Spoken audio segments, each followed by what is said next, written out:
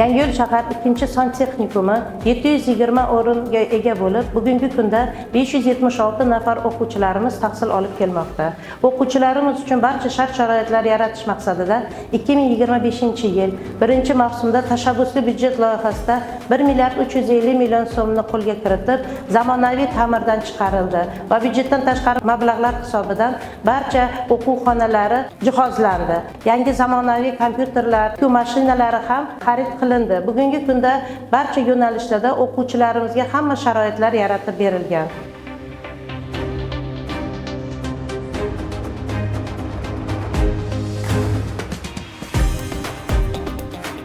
Bundan tashqari texnikumda ma'naviyat xonalarimiz, axborot kutubxona, elektron kutubxonalarimiz ham bugungi kunda faol ishlab kelmoqda.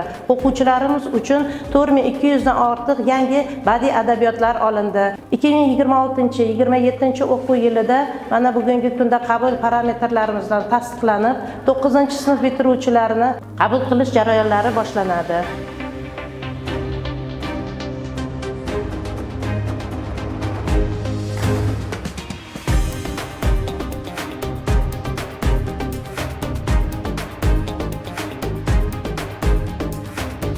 Bundan tashqari texnikumda o'quv amaliyot laboratoriyasi mavjud bo'lib, barcha oziq-ovqat yo'nalishidagi o'quvchilarimiz, kunduzgi va dual ta'limda tahsil olayotgan o'quvchilarimiz reja asosida oziq-ovqat mahsulotlarini tayyorlashadi, o'rganishadi va qo'shimcha qilib yana aytmoqchimanki, bizda IT sohasi bo'yicha xizmat ko'rsatish yo'nalishida asbob-uskunalar xarid qilingan va shu xarid qilingan asbob-uskunalar bo'yicha biza bakallaga naqsh qo'yish, bayroqlar, plakatlar chiqarish bo'yicha bugungi kunda buyurtmalar olib, byudjetdan tashqari mablag'lar hisobini boyitishni oldimizga reja qilib qo'yganmiz.